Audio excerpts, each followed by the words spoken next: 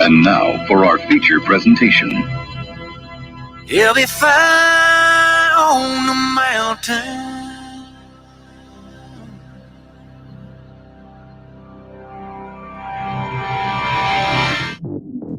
JB and Darren on the JB and Goldwater Show. Line drive right field, base hit. South Carolina wins the College World Series. Watson, touchdown! Hunter Renfrow. He got him, and it's all over. Coastal Carolina rules the roost. They win the championship. And South Carolina has won the national championship. Senegal baseball team has done it again, but this time the Bulldogs beat one of the top teams in the country. They are giant killers. Get the ball at Bennett. He does.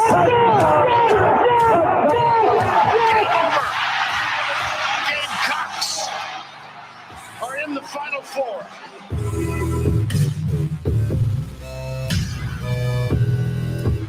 All right, greetings and a good Tuesday afternoon, and welcome aboard the JB and Goldwater Show, live, loud, and online, and driven by our friends and yours at Stokes Volkswagen. Find them at stokesvw.com. Find us on the JB and Goldwater app, also at jbandgoldwatershow.com. If you are watching, to the right of your screen is Darren Goldwater. To the left, that's me, JB. We're here until 2 p.m. this afternoon, and we are available across all social media platforms at JB and Goldwater, and individually on Twitter at SportsMediaJB and at Darren Goldwater. 843-321-8893 is our phone number and our text line. And here you go, folks. Dun. It is open. You can call or text if you like to. We probably don't take enough phone calls. No, it's certainly not something that we do often. It's not the easiest transition for us to make, the way that we've got this show going, but it is available. Yeah. And when it is available to you, you can make that call, and we'll be happy to bring you on. Yeah. You can call us. If you want to talk to us, call us and talk to us. 843-321-8893 again, or you can text us as well. Coming up today on the program, John Whittle at 12:30. He will recap the Clemson series victory for Gamecock baseball.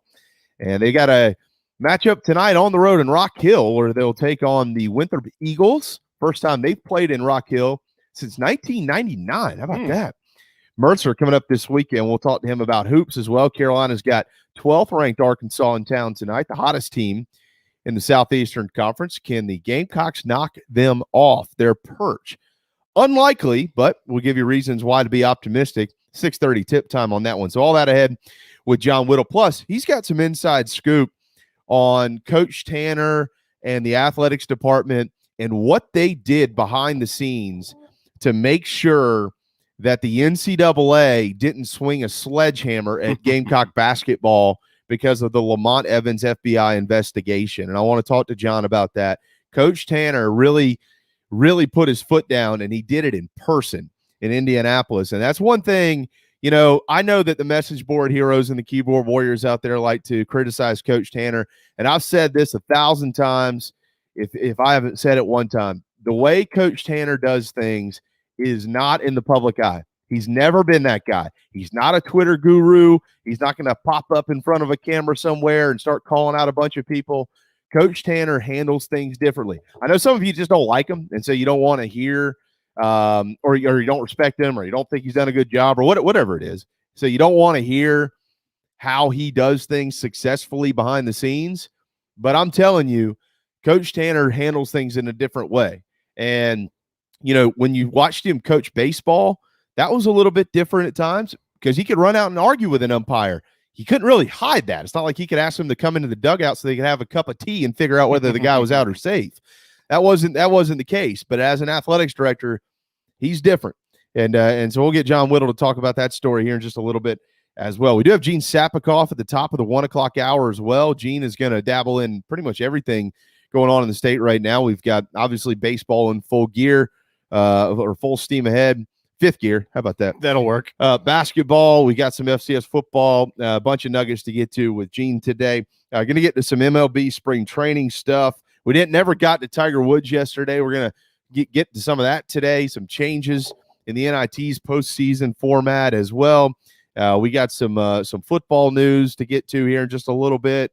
Some more baseball news. So it's another jam-packed show around here. That's the way we do it. We like to crunch it all in there. Yeah, and what else would you expect on a random Tuesday? We got a jam-packed show. We should also say happy birthday to Hannah and Riley. Yeah, special graphic made for them as well. Oh, that's very kind. They turned 2 today. They did, yeah. Happy birthday, Hannah and Riley. Oh, very, very kind. I appreciate you doing that. I didn't know you were doing that. That's very nice. Yeah, it's a very, very special day for our daughters at 2 years old. I'm not a big crier, but this morning when I put them to bed last night, realizing this will be the last day for the rest of my life that they're not 1 or younger.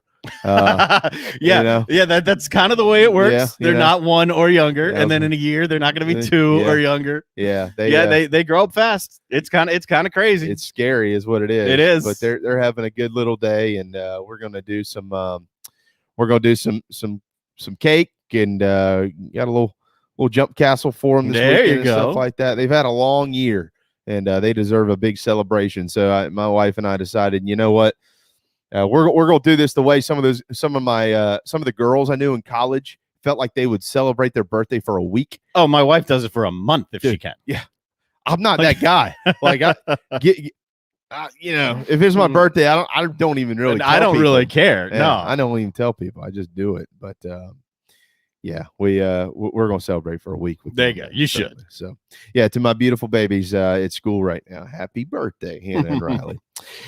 All right, again, 843-321-8893 is our phone number, and again, our text line. John Whittle ahead here at 12:30 this afternoon. Let's kind of lead off with what's supposed to be happening tonight, but this one is not happening tonight. The College of Charleston was supposed to be in Jacksonville, Florida, to take on Jacksonville in baseball, but they won't be playing. That game has been postponed due to weather. Weather is coming through later on this afternoon, folks, in a few hours, and it's going to stick around until the middle of tomorrow afternoon. We're going to get a lot of rain around here, and they're getting all that down in Florida. So they've banged that one. We'll see if Coach Holbrook and Jacksonville can work it out to get that made up. Jacksonville is planning on hosting the Citadel tomorrow, so we got to keep our eyes peeled for that to see if Tony and the Dogs are going to be headed south to play against them. But no word on that just yet. Probably figure that out either later on this afternoon or first thing tomorrow morning. You also have Clemson hosting East Tennessee State today. Speaking of Tony Skull, that's his former school. They'll be in the upstate. Tigers looking to rebound from being swept this weekend by their rival Gamecocks. And then, of course, they got Notre Dame coming up this weekend. And as I mentioned, Carolina's on the road at Winthrop today. This is a very interesting week for Carolina baseball at Winthrop and then Mercer later on this weekend. So that is your baseball schedule today. And then in hoops, of course, Arkansas and South Carolina tonight at 6:30. The Big South basketball tournament is also going on, folks. Winthrop heavy favorites to win that. They didn't win yesterday. Remember, CSU is not a part of that. So all 8 teams did play yesterday. All 4 of those games played, but all eyes right now on Winthrop to skate through this thing and be dancing here in the next couple of weeks. Yeah, there's no doubt they're the heavy favorite. The only time they've lost this year was on one of those back-to-backs. Not sure if it was the exact next day. It may have been a day in between. They were pushed, and then the same team got them, but that's the only time they've lost. So they're good. There's no reason to believe they're going to lose in this Big South tournament. No, I don't think that. I don't think that's going to happen. I think you can count on right now at least 2 teams in March Madness with Winthrop and Clemson from the state of South Carolina. We'll see if they can get 3 or maybe 4 in there. I wouldn't at this point in time bet 1 cent on Carolina, but the College of Charleston has a chance in the CAA tournament, and I wouldn't discount Coastal in the Sun Belt. Nope. I would not discount Coastal, and who knows with Furman and Wofford in the SoCon. Who knows with Furman and Wofford, 2 of the better teams. You know, you could have 4 or 5 teams for the Palmetto State. And I tell you what, I'll say this too. Let's say you've got 4 teams. Let's just say you got 4. Okay. God forbid 5, but if you got 4 from the state of South Carolina in March Madness, and one of them isn't South Carolina, oh boy, that's going to add even more. That's going to put some pressure on the wound there. Well, I see that. I see what you're saying. You know what I'm saying. I see what you're saying, but the end result here, however many teams are in the tournament, it doesn't change the perception of South Carolina basketball this year. I mean, that's just like one game. A result of one game for them right now doesn't change the perception. Fine, they smacked Georgia. It doesn't mean I think differently about the team this year. Now, maybe if they can string together a couple wins, that's something else. But if they don't make the tournament, look, they're not expected to. Yeah. Furman and Wofford, they're not both going to go. Only one can possibly go if one goes. Right. So it doesn't really change my perception. No, it doesn't. It doesn't change mine either. And you're right about that. You have to think about them based on their performance, not based on the performances and the situations of the other teams in this state. But I'm just, from a airplane view of this thing, from an aerial view, fans would be, what, are you kidding me? 4 teams from this state are in there and we're not one of them? That's ridiculous. But we'll see how it goes. We'll see how it goes. But certainly there's a lot of programs right now that have a chance. And there are programs with some different trajectory right now. I mean, Furman has been on the right track in a lesser league, but a very, very good league in the Southern Conference for quite some time now. Wofford, McCauley has done his best to keep the train rolling after Mike Young left, and he's done a very, very good job. Mm-hmm. South Carolina's been more of a roller coaster. I mean, if Carolina plays Furman 10 times, they could split those. But for me, this year, I just can't start throwing that comparison thing around. They are who they thought we were. They are, I guess. That's my motto right now for South Carolina. Like, over these last couple of weeks, that they are who we think they are. Let's see if they can put together a couple wins and change that. That's a good point. 843-321-8893 is our phone number and our text line. All right, to football we go. A couple of interesting nuggets to discuss from yesterday. You've probably seen one, if not both, of these pieces of information out there. First, as it pertains to the state of South Carolina and the Gamecocks, Carolina released, I think, a hell of a program yesterday. A very, very smart move by the athletics department. Their throwback pricing is now in full steam ahead for the fall. Gamecock football's season tickets. This is part of their welcome home campaign, and obviously they are tying this into Shane Beamer being the head coach at South Carolina, not just in the motto itself, but in the fact that season tickets themselves will be the same price that they were in 2010, which was his last year on staff under Steve Spurrier. So season tickets for Carolina football games this year are $320 a piece. Now, what I'm about to say here, and we're going to tie this into Alabama in just a second, but what I'm about to say here, Darren, for those who are or have been season ticket holders, this will be nonsense to them. They'll understand what I'm saying, and this will go in one ear and out the other because they all know exactly how it works. For those who are not season ticket holders, maybe you're considering being a season ticket holder for the first time ever, then this is the information that you need to listen to. Every season ticket in that stadium, whether it's the top row of the upper deck or the front row right behind the bench for 7 home games, is a total of $320. And you might ask yourself, well, now wait a second here. Why on earth would I pay the same price for the top row in the west ends or the west sideline or the south end zone or wherever, as opposed to sitting on the front row or on the 50-yard line 20 rows up? That doesn't make any sense to me. It's because seat licensing fees are different based on where you sit in the ballpark. That's how they tier it and make their money. The season ticket price doesn't change at all, okay? So what they've done is they've reverted the season ticket price. I think last year it was $415. In the last couple of years, I think it was $415 a ticket, if I remember correctly. Okay. $415 or $425, something like that. They've reverted it back, so you're essentially saving about $100 a pop to purchase season tickets. However, the seat license donation does not change. Right. All right, your donation for the seat licensing fee, none of that changes. So if you're in the south end zone and your seat licensing fee is $95, that doesn't change. If you're in the west lower and you're in one of those middle sections and that seat licensing fee is $250 on top of your ticket price, that doesn't change. But certainly what they're doing here is trying to make it much more affordable for people to be able to go to the ball games. And most importantly, I mean, let's think about it from a business perspective. they're trying to get people back into the house. That's what they're trying to do. Trying to recoup as many season ticket holders as they can, and as time goes on, they'll of course increase these prices once again. And that's just the way that it works in this business. But so I think it's a really good model. I think it's a really good promotional campaign by Carolina football. Now, we'll talk to John about this here in a little bit as well. John Whittle coming up in about 15 minutes with the Big Spur. Based on the information that I have, as it pertains to Carolina and as it pertains to Clemson, that they're anticipating filling it up. Memorial Stadium in Death Valley, Williams-Brice Stadium in Columbia, they're anticipating, hey, look, we're going to go ahead and sell our season tickets. We're planning on putting 80,000 plus in the ballpark this year because we're going to work our way out of this pandemic. Vaccines by that time are going to be well distributed across the country.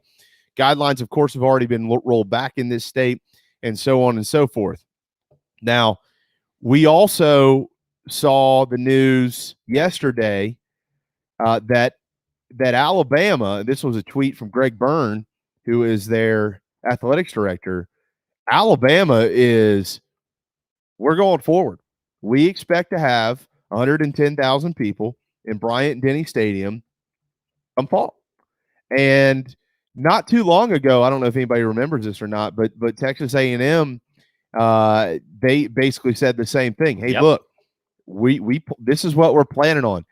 And I know I saw earlier today somebody said something to somebody I respect tremendously, and I know you do because you have a relationship with her, Heather Dinich on ESPN.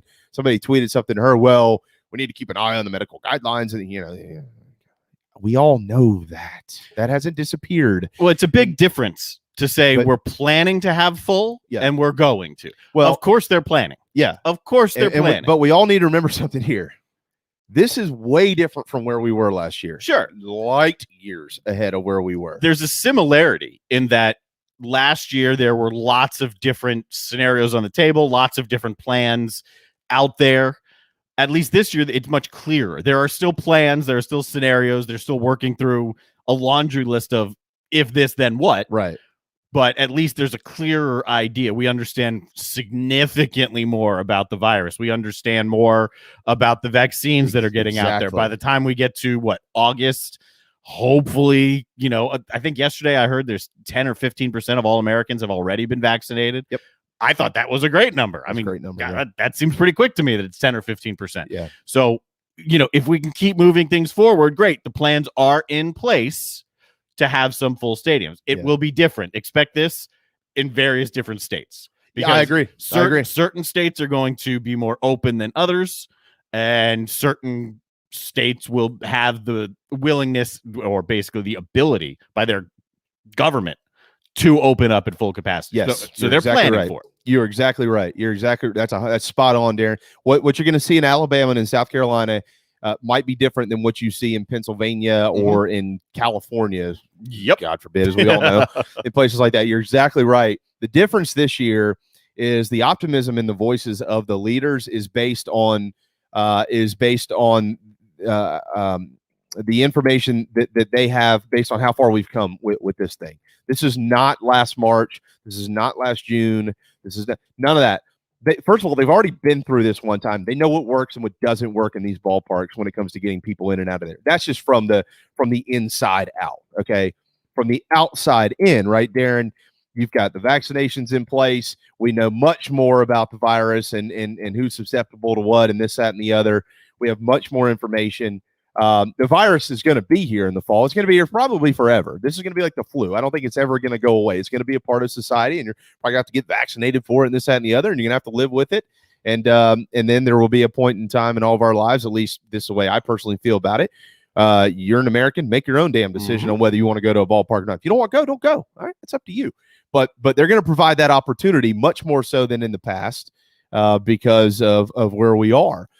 But this is that's what's so encouraging about all this to me is they're truly making plans for this again, kind of, I don't want to say going back to quote normal, but much more on that side of things than before. Yeah. Because the conversations they're having now are conversations of knowledge last year they couldn't have those because they didn't know. Right. Last year there were a billion plans, and you were waiting for knowledge to trickle in as to which plan may or may not be feasible. Right. This year there's plenty more. I mean, last year it was, hey, are we even going to be able to get on the field?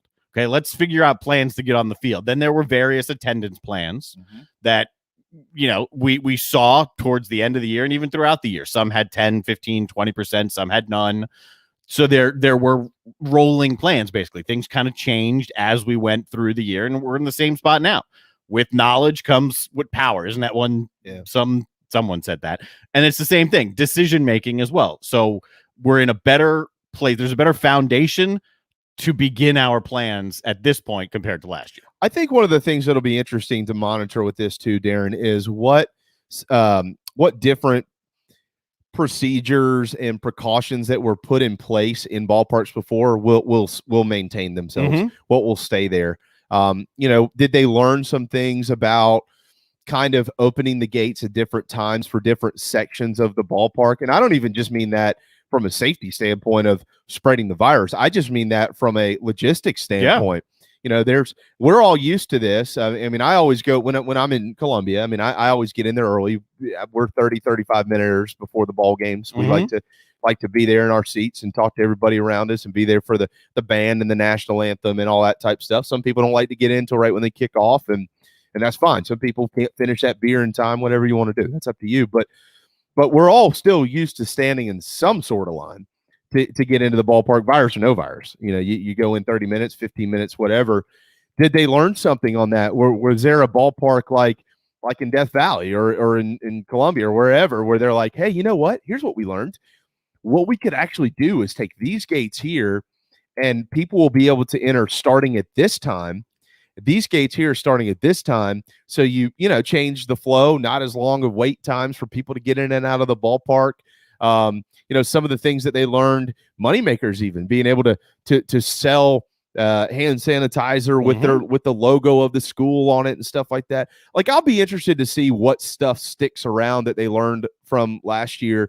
Again, not just from a safety standpoint, but from a logistical standpoint and a financial standpoint. We've seen it all across walks of life in this past year with COVID. I mean, let's just stick to sports. Let's just, in my wheelhouse, broadcasting. The way the broadcasts have changed is significant. Some of those changes will stick, and not, of course, being in the situation that we have been with COVID, it's been awful, and it continues to be terrible for a litany of reasons. But at the same time, yeah, we have learned things, and yes, we have found ways to do things a little bit better, maybe more economical. And like you said, look, getting in and out of stadiums is a headache. It's probably one of the primary reasons people decide, I'd rather watch the game at home. Right. Just getting in and out, the traffic, the crowds of people. If you could figure out better ways to do it, great. And if that was a side effect of going through this, even better. Well, you never had a reason to have to really figure that stuff out, right? Right. You weren't put in that corner of, how do we make a change? How can we even pull this off? And sometimes when you're forced to do something, you realize, oh, you know what?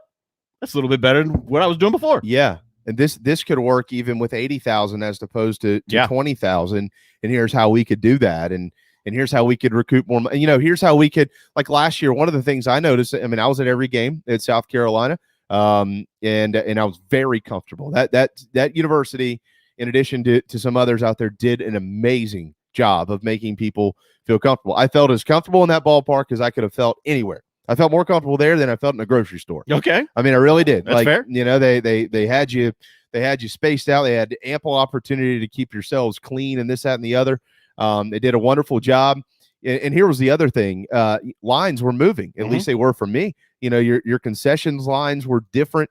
You can sell alcohol in ballparks now. Those lines were moving pretty well. Maybe some people had some different experiences from me, but I know that mine were better than years past based on, I got to run down and take a leak, and I want to grab a quick sandwich and a drink and get back up there because it's a TV timeout. I got 3 minutes to do this. Well, as before, you knew if you went down there, you were going to be back in probably 10 or 15 minutes. Yeah. And look, I get it. Attendance played a major role in this. There wasn't a lot of people in there. But what also played a role in it was having that, being able to self-check yourself out, self-checkout with in the hot dog line or the Chick-fil-A line or whatever it was. So some of that is they've invested, like all these schools have invested in like different technology. A lot of that's not going anywhere. Yeah. They're not going to pay hundreds of thousands of dollars like they did last year and then just do away with it. They're not doing that.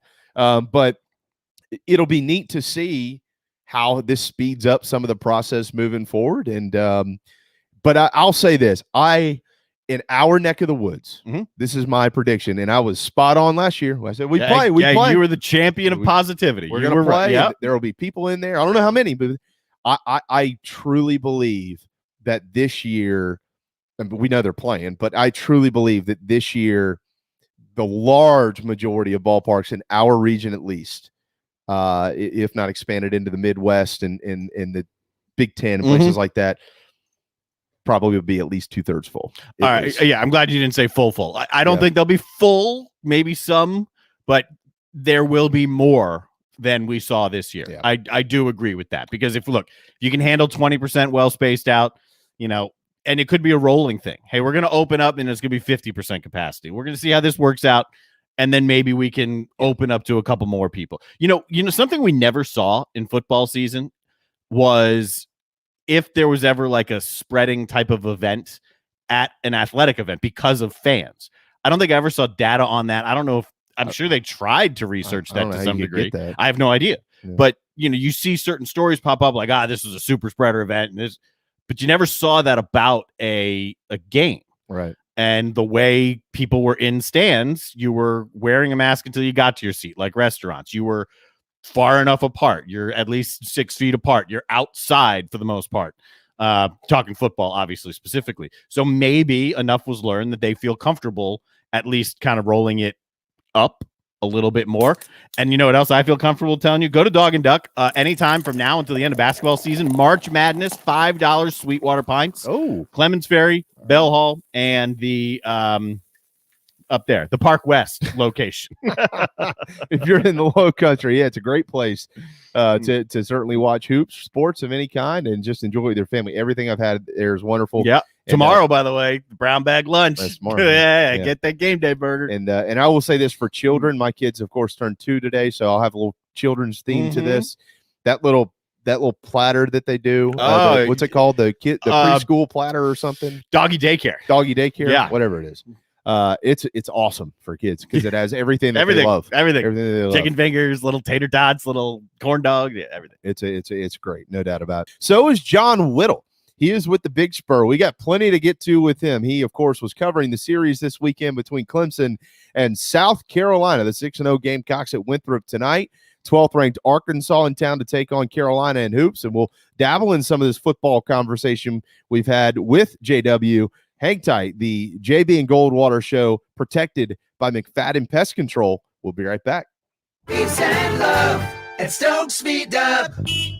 This is Mike Mazzell for Stokes Volkswagen on Ashley Phosphate Road. Whatever you got planned this week, cancel it. 72 new Volkswagens will be sold in the next 72 hours at whatever price it takes. I repeat, 72 new Volkswagens will be sold in the next 72 hours. To the first 72 car buyers interested in saving up to $6,000 on a new Volkswagen for 3 days only. Every new Volkswagen and pre-owned vehicle at our bottom line price. Direct to the public, regardless of profit. Qualified purchases with interest-free financing for 60 months, and all trade-ins will be accepted. Interested parties should arrive early for best selection. You will not find a lower price anywhere in the country. 72-hour Volkswagen clearance, savings up to $6,000, 3 days only at Stokes Volkswagen on Ashley Phosphate Road or StokesVW.com. Peace and love at Stokes V-Dub. $16.66 per month per $1,000 borrowed for 60 months at 0% APR with 0 down. Plus tax tag includes $499.50 administration fee subject to VCI credit approval. Expires month end. What's up, everyone? JB here. Want to tell you about my friends at McFadden Pest Control, as we do every day on our program. I love these guys. They've been in business over 40 years, and they treat our family like they've only been around for 4 days. Always doing their best work, trying to earn our business, although they know that they'll always have it. Heath and the guys take care of our quarterly, our mosquitoes, termite bonds, anything we can get them to do, they do it. They're the best. They're friends. Heath even often texts me and just asks to see how my family's doing. It's amazing. I can't say enough about McFadden Pest Control. Switch to them. You'll never have anyone else protect your home. McFaddenPestControl.com, McFaddenPestControl.com here in the Low Country. Guys, spring is finally in the air. You know what that means? Basketball in its home stretch. March Madness promotion at Dog and Duck's 3 locations in Mount Pleasant, Bell Hall, Park West, and Clements Ferry Road. From now until the end of the tournament, $5 Sweetwater pints. That's right. Every Sweetwater, just $5 at Dog and Duck, Park West, Bell Hall, and their Clements Ferry location. Plus, baseball spring training, college baseball, spring football. It's all available at Dog and Duck's 3 locations in Mount Pleasant. What's up, everybody? This is South Carolina singer-songwriter Patrick Davis, and I might live in Nashville, Tennessee now, but guess what? Hey, buddy, I'm not paying you to hear your thoughts on life. I'm paying you to sing. Well, I have a microphone, and you don't. So you will listen to every damn word I have to say! You are the worst wedding singer in the world, buddy. Sir, one more outburst, I will strangle you with my microphone wire. You understand me? You are listening to my friends JB and Darren on the JB and Goldwater Show. Let's get it started. Let's get it started. I haven't sent that to PD yet. I've been meaning to send that. I love it. I mean, he's just cut some liners. He doesn't even know what's running. No, he doesn't care. No, he doesn't care. He doesn't care. All right, 12:31. Welcome back on this Tuesday afternoon. Rain is scheduled to move through, and we're going to check in with John Whittle with thebigspur.com, and maybe before the weather. I know Carolina's going to play in Rock Hill tonight. I don't know if this is going to affect them or not, but maybe John could provide us a weather update. What's up, weatherman John? Well, I mean, I guess I can pull up the app on my phone and see what that tells me. I don't think I'm really a meteorologist, but let's see. We've got Rock Hill, South Carolina. Oh, there you go. It's a rough opening meteorologist. It looks clear tonight.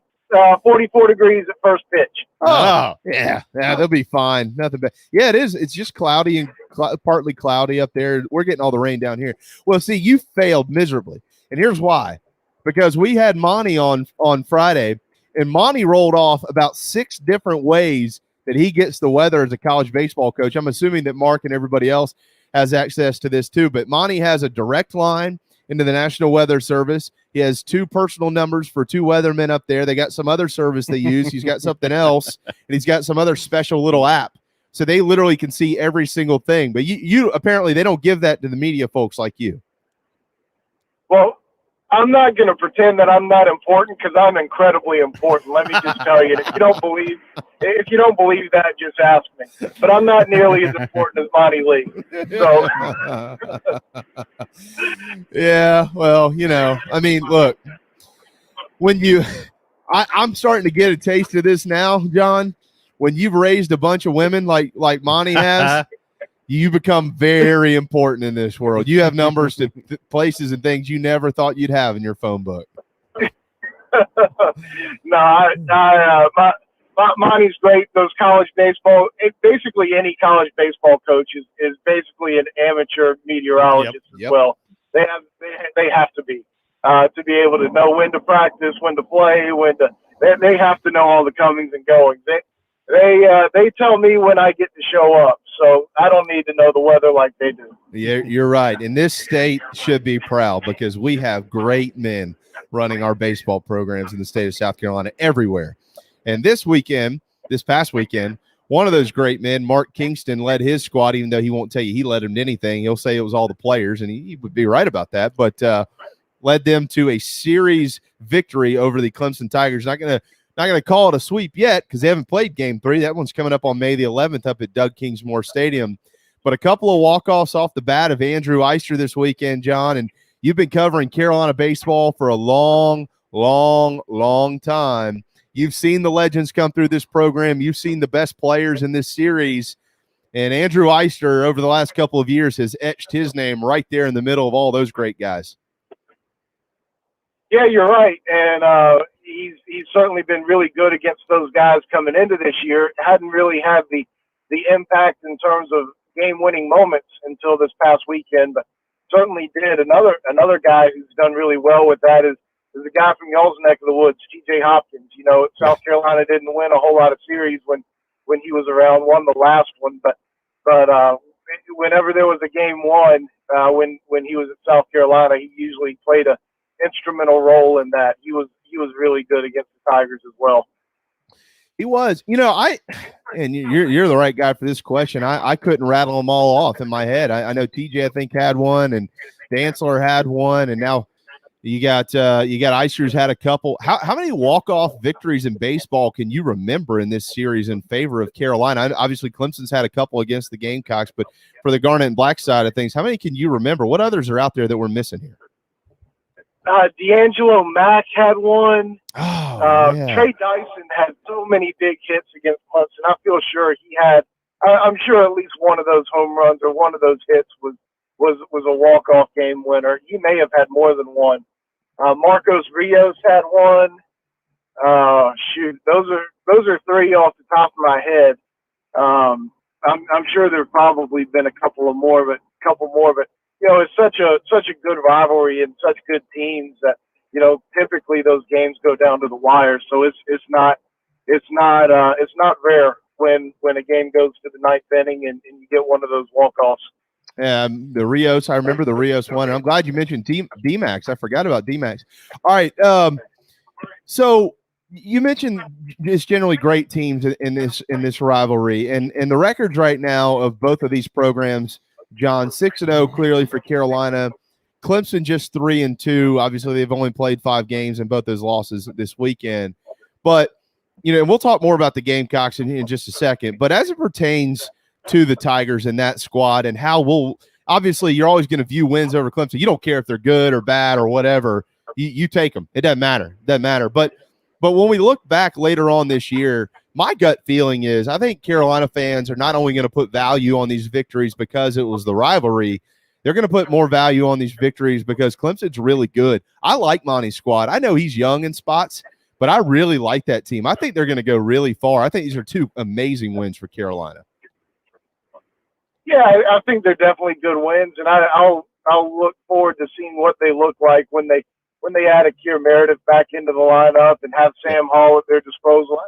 I don't think Sam is quite hit his peak or is nearly at his peak. I think he's a really, really good player.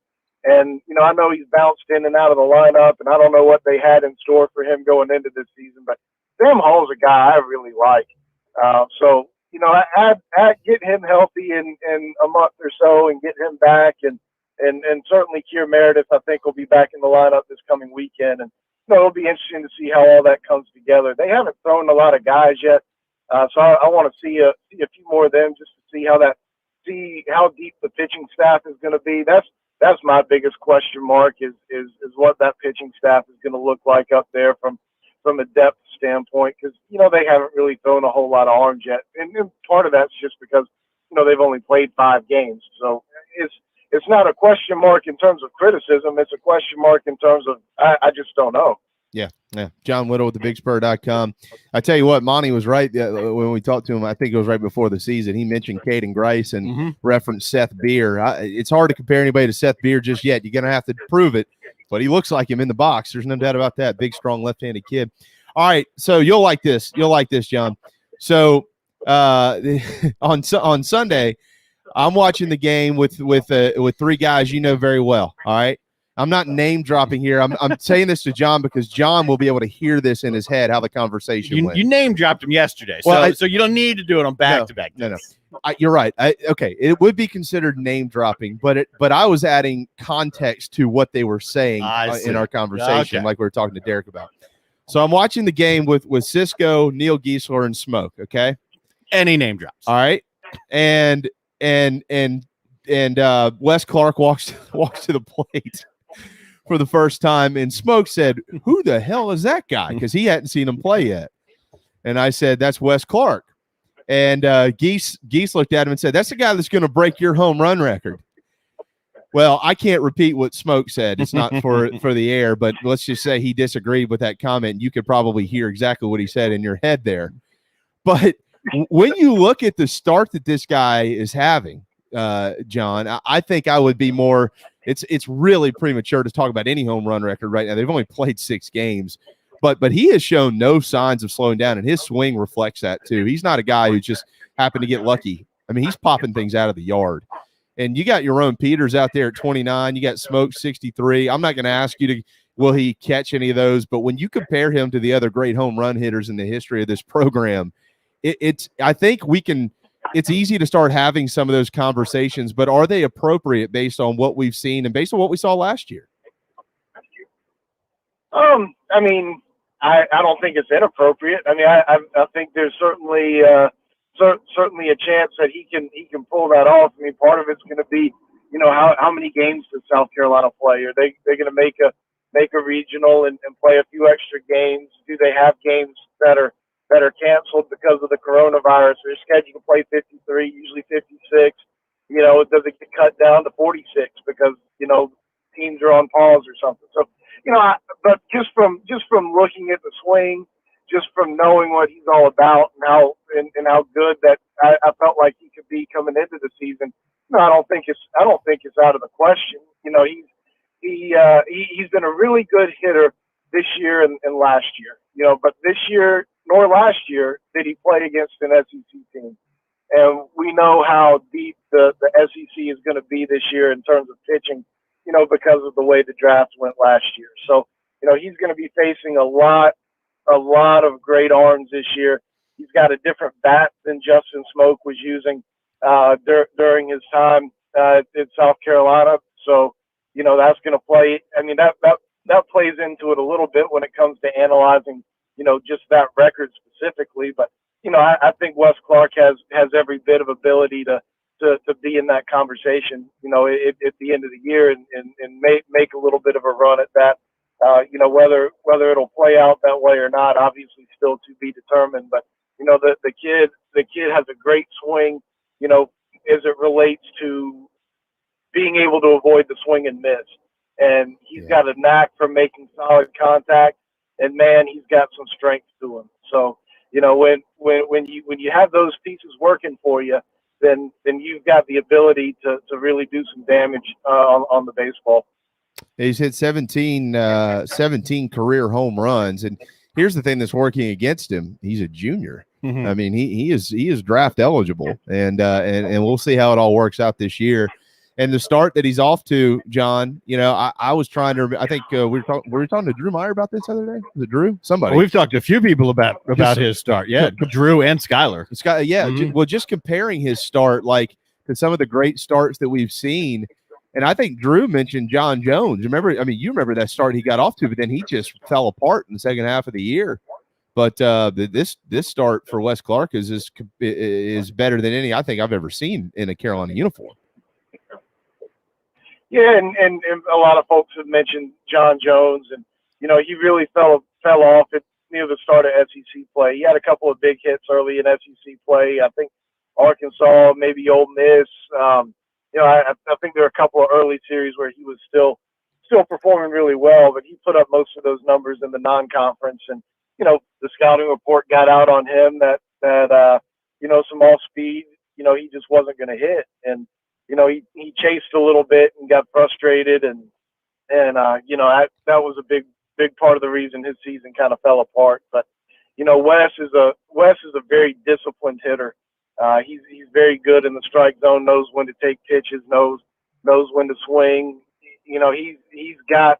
I think he's got more of an advanced approach than Jones did. But yeah, I mean, it's really a credit to Wes how much he's developed. He didn't come. I mean, he was a recruited guy coming out of high school. I don't want to pretend that, you know, he was picking off the trash heap when he was picking schools. He had some opportunities to go play some decent baseball, but he wasn't a highly recruited guy. It wasn't South Carolina, North Carolina, Vanderbilt, and you know, all the who's who of college baseball. It was, you know, South Carolina and I think Virginia Tech was maybe showing some interest, and Liberty and some places like that. So, you know, it's a testament to him for working hard and developing his skill, and not being just a guy who's who's always been great. He's a guy who's really worked to get to where he is. John, I want to get to the pitching staff here, and then we'll talk about this week, and then I want to slide into a couple other Gamecock topics with you. But this is one name that we haven't necessarily brought up in the last couple of days, but it's worthy of bringing up right now. Tell us about Andrew Peters. There's a bunch of big arms on this team, John, and some really good ones. And I know we haven't seen a lot of this kid in a Gamecock uniform, but we've seen, I think, 5 innings out of him thus far this year. I like him. I think he's about 6'2", 190 pounds. And he's got really good stuff, John. What do you know about him? Obviously, he's been a bullpen guy, but his stuff seems to be electric, and I feel like he could be very, very, very valuable, especially when SEC play rolls around. Yeah, Andrew Peters is the surprise for me so far this season at this very young stage. He pitched really well the fall of, I guess, 2019, going into last season. His velocity was up a little bit. I mean, he looked good coming off of the Tommy John surgery. I guess it was a preseason going into last season mainly, and then got into the year and just didn't look nearly as good. I was kind of disappointed in what he was able to do on the field based on what he was able to do in the scrimmages. I mean, I know it was still not, his arm still wasn't fully back. He wasn't great from a physical standpoint, but just based on what I saw scrimmages to games, it was disappointing. And then he came back this year, and the fall, his fastball was finding a lot of barrels. He was just getting hit hard, and I didn't have like great high expectations for him going into this year. And lo and behold, he's missing bats left and right, and he's been great. He's shown on the mound that he's got a little bit of mental toughness. He's got a little bit of moxie, and that's not something we saw either. His worst outing in the fall came on scout day when there were 35 scouts out there, everybody watching, and it seemed to be in the bigger moments, Garnet and Black World Series maybe. The bigger moments he wasn't getting outs, and when the spotlight wasn't on him, he did a better job. So I was worried about him from a clutch standpoint, a tight standpoint, whether he would go out there and show the mental toughness to pitch well. And he's done that in his appearances so far this year. He's been great. I mean, he's certainly a guy who's pitched himself up the ladder. And, now instead of being kind of a middle innings guy, he can be right there at the end of games with a Brett Carey, with a Jack Mahoney. You look at what he's done, and I really like where he is. I totally agree. I mean, watching him this weekend, and from that Dayton series on, I mean, he's been electric. He has been electric, and they've got some young arms. I know they're working on location with a couple of those guys. We spoke with Skylar about that a little bit yesterday, but John, certainly there are some big arms. The Phipps kid, big lefty freshman. I mean, there's a lot to like about this staff and this team. Let's talk about this week quickly, and then we'll get to hoops. This is an interesting week for Carolina baseball, John Whittle. I mean, they're coming off of a huge series win against their rivals, and now they got to go to Rock Hill tonight. First time they've been there since 1999. Of course, they already beat Winthrop earlier in the season, so looking to go ahead and take that series over against the Eagles here. And then they got Mercer coming up this weekend. Now I know that Winthrop isn't off to their hottest start in years or something like that, and I know that Mercer's on a little bit of a skid right now. I think they've lost 4 games in a row, but these programs are really good and they have talent. And you got Texas next weekend, then you got the SEC schedule. The value, though, of winning in these games, John, talk about the value of these games and the challenges that are in these games this week. It's a very interesting time. Yeah, I mean, you're exactly right. You talk about the difficulty of the schedule. Like, I mean, the RPI is going to be up there at the end of the year, and there's going to be no question about the caliber of talent that South Carolina plays when it comes to NCAA tournament time. But at the same time, you've got to have some wins. You got to fill up that left-hand side of the win-loss column to be able to get into the NCAA tournament, regardless of how difficult your schedule is. So, these games are really important to fill up that win column. And, you can get away with dropping a couple of games here and there against non-conference competition. It's always been that way in college baseball. But, the margin for error is pretty thin this year because of the fact that, if you have a 15-15 SEC season, you really accomplished something, in my opinion, this year if you're South Carolina. So, then you add in the Texas series, you add in, a game against North Carolina in the midweek. It's a lot of difficult games. So, it's hard to it's hard to lose very many games against Winthrop and some of the midweek and non-conference competition and feel good about where you stand. So you really can't afford to drop many of these games. Winthrop's not off to the best start, and you really need to take advantage of that. John Whittle, the Big Spur. That game tonight is only available through the Gamecocks app. So you're going to have to download the Gamecocks app, or if you're in Columbia, of course, you can listen to it on 1320 AM. But there's a conflict because Carolina basketball is on the air up there on the game and elsewhere around the state. But if you download the Gamecocks app, it is a free broadcast. John, I saw your tweet. There won't be credentialed media from South Carolina there, which is – why is that? Why are they not letting you in the ballpark?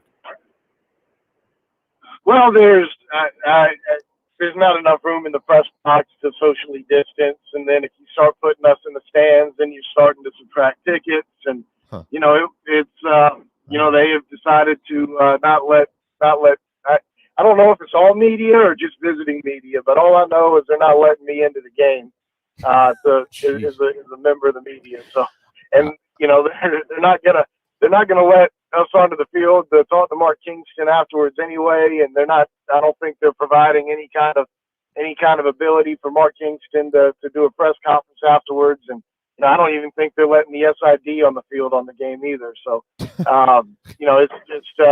it's going to feel like 1990 again, I think, tonight for this game. You can listen to it on the radio, can't watch it, there's no streaming of it. So it's just kind of flash back to 1990 if you wanted to listen to or follow a game, and that's what you're going to have to do tonight. Well, if you haven't been, and I don't know, John, my guess is you have, JB, I'm not sure if you have, Winthrop's press box, number one, it's not that big.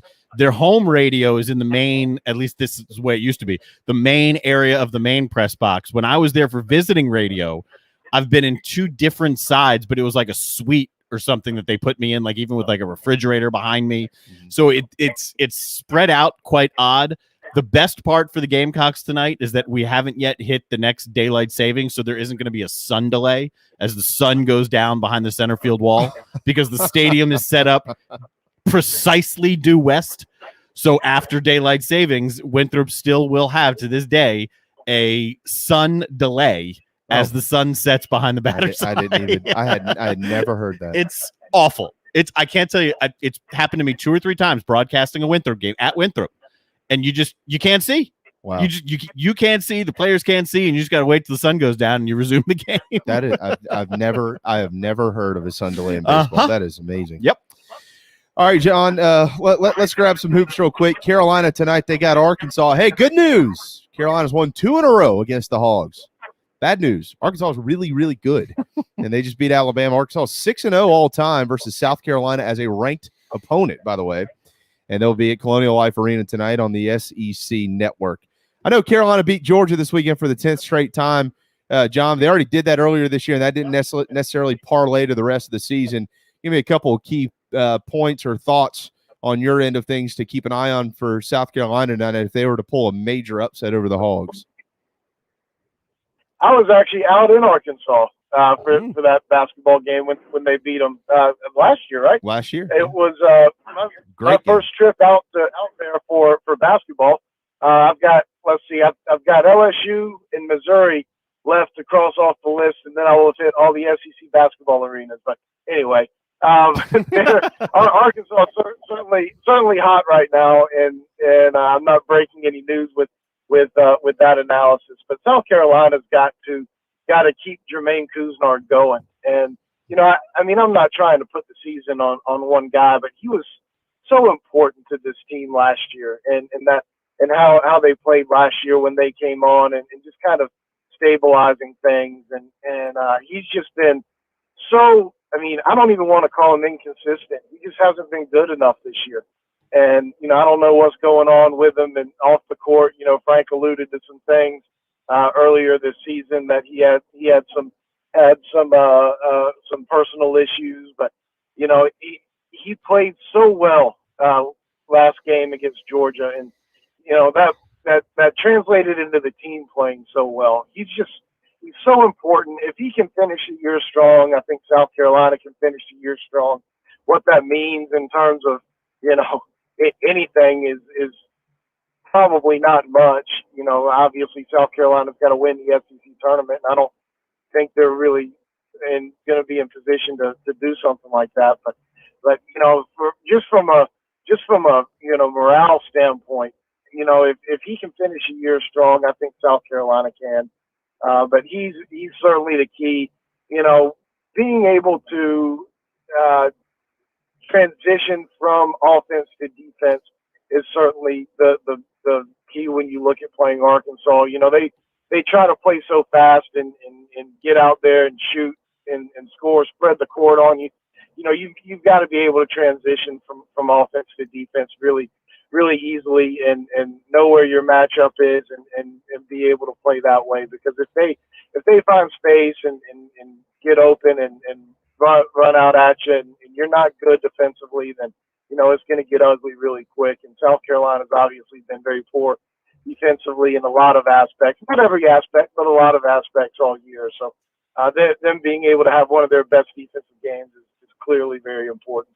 Seventh Woods returns tonight as well, and we'll see how much PT he gets. Trey Hannibal was really good against Georgia this past weekend. All right, final question. Got 2 minutes left here. I read in the VIP room. Folks need to check that out. If you are a member of thebigspur.com, you can read it. If you're not, you can't. So be a member and you can read it. But, John, you had some information in there pertaining to South Carolina's FBI investigation of Lamont Evans and how it kind of unfolded for Carolina not really being penalized anymore by the NCAA than the penalties that they had already levied on themselves. But one important takeaway, you've known Ray Tanner for a long time. I've known Coach Tanner for a long time. A bunch of people kind of understand how he works. Coach Tanner's not very flamboyant. He's not going to get out in front of TV cameras and hoot and holler and so everybody thinks that he's doing something. He's a behind-the-scenes type guy. And you told the story about him, Maria Hickman, Chance Miller, their team. They even invited Greg Sankey. And they went to Indianapolis and sat down face-to-face. And Coach Tanner told him what he thought, basically, is what happened up there. So can you elaborate on that a little bit and how that maybe helped South Carolina with the NCAA as it pertained to their position with Lamont Evans and the FBI investigation and some potential penalties for the school? Yeah, and Ray Tanner was obviously in charge of that as the athletics director, but there are a lot of people who played a role in that. They brought up the university council as well, Terry Parham, and Chance Miller has a history working with the NCAA and the enforcement division, so he was obviously very critical in all this. But South Carolina Ray Tanner, the athletics department just felt like going and meeting in person with the committee on infractions, and not every school does that. And bringing really a delegation of folks up there to present the case, they felt like being in person and being able to go back and forth and to be able to fight what the committee members had to say, and dispel any notions. I think it was very important and very critical as far as getting the penalties kind of minimized, I guess. South Carolina at the end of the day, really didn't have a whole lot of major penalties. Oklahoma State, who had the same assistant coach and very similar violations, not exactly similar, but pretty similar overall. They had a postseason ban and lost 3 scholarships for 3 years, and in addition to being off the road and limiting official visits and limiting unofficial visits and all this stuff, they had all that too. But South Carolina just got that. They didn't have the postseason ban. They didn't have have the loss of scholarships for any amount of time. So, I think South Carolina approached it in a very, very fine manner. They went and presented their case and basically said they had one rogue employee that was, operating in a silo, and there was no evidence that Frank Martin knew anything about it. There was no evidence that any of the players knew anything about it, and it shouldn't come back on the program in a major way. And South Carolina won that. They, in my opinion, won their case and made their argument well and did a good job. Very proactive approach by Coach Tanner and his staff at South Carolina, and it worked. Gamecocks not facing much. They are on probation, but they're not penalized, and they certainly can qualify for the postseason if they can rattle off about, 15 wins here at the end of the year. On that note, John, we're going to let you run, brother. Great stuff as always. We really, truly appreciate it. Looking forward to your coverage throughout the week of Carolina baseball and everything else. TheBigSpur.com right now is a great place to be. You got spring football set to go here soon. You got the women, the men, and hoops. You got baseball rolling in the top 15. So a lot of information at TheBigSpur.com. John Whittle, of course, an elite writer, and he has an excellent information. Head there to check it all out. Hey, buddy, thank you so much, man. We'll talk to you soon. One last thing real quick, if I can. I don't ever do this, but we got a great special going on today and tomorrow.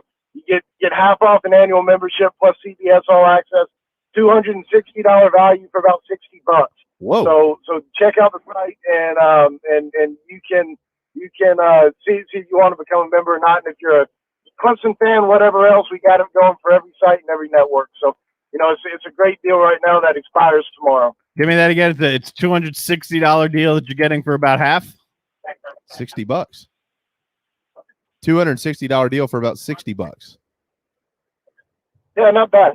Yeah, not bad at all. That's a hell of a deal. That's what this segment is for, is to promote TheBigSpur.com. I'm glad you said that. All right, we'll promote that. That's wonderful stuff. Thanks, brother.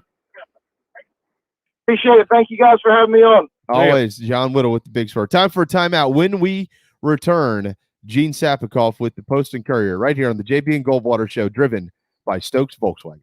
What's up, everyone? JB here. Want to tell you about my friends at McFadden Pest Control, as we do every day on our program. I love these guys. They've been in business over 40 years, and they treat our family like they've only been around for 4 days. Always doing their best work, trying to earn our business, although they know that they'll always have it. Heath and the guys take care of our quarterly, our mosquitoes, termite bonds, anything we can get them to do, they do it. They're the best. They're friends. Heath even often texts me and just asks to see how my family's doing. It's amazing. I can't say enough about McFadden Pest Control. Switch to them. You'll never have anyone else protect your home. McFaddenPestControl.com, McFaddenPestControl.com here in the Low Country. At Patriots Point Naval and Maritime Museum, families walk in the footsteps of our nation's heroes, the brave ones who risk their lives to defend our way of life.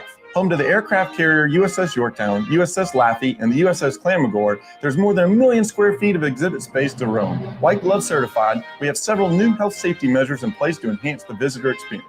Come for the day and leave feeling inspired. One of the most impressive museums in the country, located right here in Mount Pleasant. Visit patriotspoint.org for more. We'll see you soon.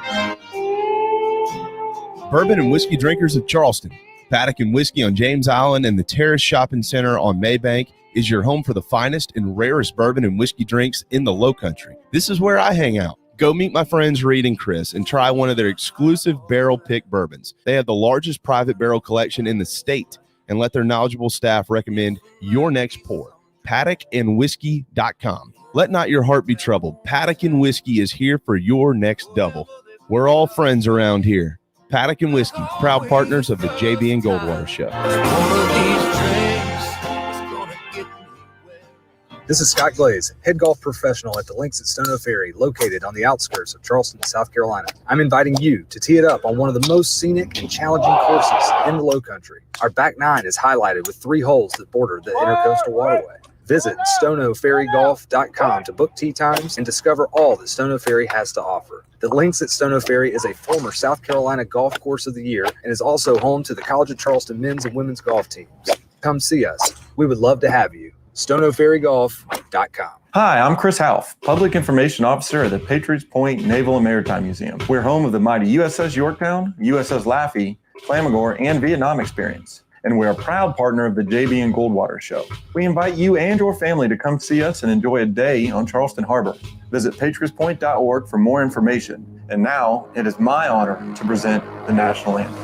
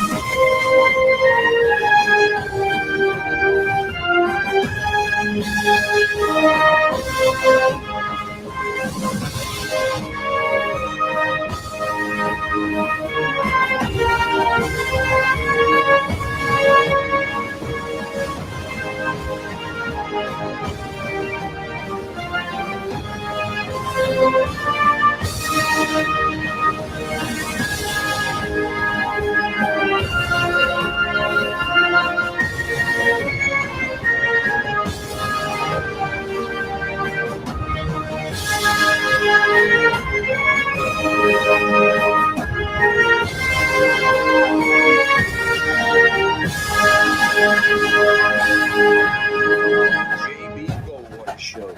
Live, loud, and online. 106. Welcome back to the JB and Goldwater Show. As Patrick Davis said, live, loud, and online, driven by our friends and yours at Stokes Volkswagen. Download the JB and Goldwater app so you can watch and listen to our program daily in its entirety. Thanks to John Whittle in that last segment. This is Darren over there. I'm Jamie over here. And joining us, as he generally does on Tuesday afternoons, the Post and Courier's Gene Sapakoff. What's up, man? What's going on, guys? Hey, it's a busy time for folks like you these days, isn't it? There's just a few sports going on, yeah. Including spring football. Did you ever think you'd say that? I mean, real spring football, like actual competitive games, and I think that's tremendously really cool. It is really cool. Right now, though, baseball is kicking into full gear, and we are just a couple of days removed from the Clemson-Carolina series this weekend. Gene, 2 of those 3 games played. Of course, Carolina took both of them, walk-offs off the bat of Andrew Eister. What'd you think about that series? What'd you learn about both Clemson and Carolina? First of all, just from an objective fan's point of view, if there is such a thing in this state, what wonderful baseball games, both of them. Just spectacular, the way they were going back and forth. 2 really good teams, really well-coached teams. And those stadiums in Greenville and Columbia weren't full, but you could just feel the energy of the fans, and it was so much fun. Got to look at it from the 2 different perspectives. For Clemson, the things to be happy about are they don't have Meredith. They don't have Hackenberg. That's not a fully healthy team. Yep. And yet, maybe they're just a couple of pitches away from sweeping the Gamecocks. You look at South Carolina, maybe the pressure is on them because of the guys Clemson didn't have, and the fact that they know in the back of their mind that 3rd game now is going to be at Clemson later in the season. But I'll tell you what, not only did they come through pitching and hitting, but they had some hands tied behind their back, really good players that either didn't play much or didn't have much of an impact. For instance, I still think Julian Bosnick might be the best pitcher on that team. They barely had to use him because of, the one game getting rained out. And I just think Mark Kingston and everybody have a right to feel really, really good about themselves, no matter if they have some bumps in the road here in the next month, and they might. But that both those games, each of them, and then the collective twosome are going to go a long way in helping that team win games down the stretch, I think. Mark Kingston said after the victory on Sunday, and he wasn't just talking about his squad. He was talking about both of those squads in particular. But he said baseball's back in South Carolina. What do you think he meant by that? Yeah, what do you mean by that?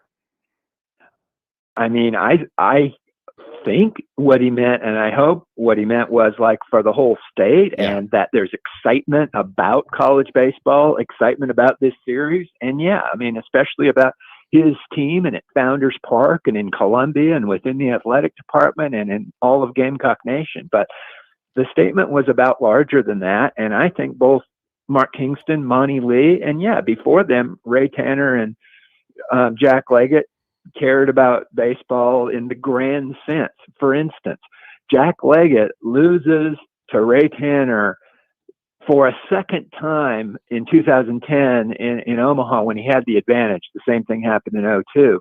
He appeared in that public service commercial for, I forget what it was, about saving water or something, with Tanner, in which he basically played the role in his uniform of mowing Tanner's lawn. That is to be in a subservient position. I mean, that was really classy. And to come together and say, the two baseball coaches are going to make this public service commercial.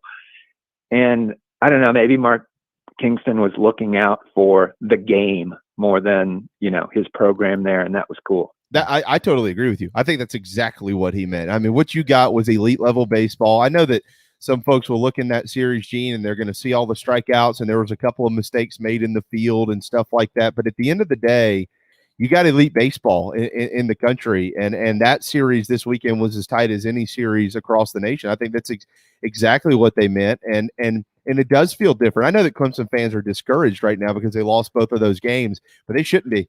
They should not be. You might have lost that series. That Monty has a really good team. He's got a really good team, Gene. He does. Now, if things linger, if they lose the series to Notre Dame and stuff, then things can start to build, and they'll point to that. But I said last week, I'll say this week, I've been following this series since like 86, and there's quite a few well-documented times where the team that wins the regular season series doesn't go as far in the postseason. And, most recently, pretty sure that Mark Kingston lost the series to Clemson the year that South Carolina went to Arkansas in a super regional. So, I mean, and et cetera, et cetera. So, absolutely. Clemson has a lot to be pleased about. They, as Monty Lee emphasized numerous times before, during, and after the series, they got to get healthy. But I think he has a right to feel pretty good about that team. You mentioned you've been following this series and covering this series. I don't want to age you, Gene, but he just aged himself. Go right ahead. there. Go ahead. About you can call me an old man. about 35 years here. Eister, everybody's talking about Wes Clark, rightfully so. There's no question about that. What he's doing, he's leading the nation in like 9 offensive categories. It's remarkable.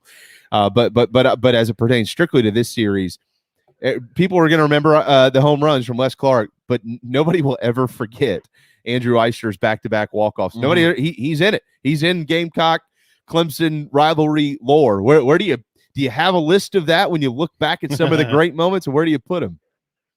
I think Mr. Eister is not going to have to pay for a drink in the Vista for the rest of his life. I mean, when he goes in there in his 40s and his 50s and with his grandkids, I mean, he's going to have some free meals coming his way. It's got to be right up there. I mean, in the regular season, you can't really think of a topper because of the back-to-back game. Now, the postseason, Michael Roth and nobody close to second. But and all the things that happened there in 2010, followed closely by 2002. But yeah, in the regular year, back-to-back walk-offs in eerily similar situations with getting the guy on the second and walking Clark. And I mean, yeah, it's pretty cool. It is something to see, no doubt. Gene Sapakoff with the Post and Courier. I know that we don't have you for as long of a time today, so we want to kind of get as much as we can in here. Speaking of Clemson basketball right now projected as a 7 seed by Joe Lunardi, Gene. And, as much heat as Brad Brownell has taken in his tenure at Clemson, these last few years have been very good to him. And I know earlier in this year they went on that skid. Remember they lose by 35 to Virginia, and they lost by like 19 to Georgia Tech, and it seemed to be falling apart. But he's put this team back together as well as any team in the ACC to this point. They're on a roll.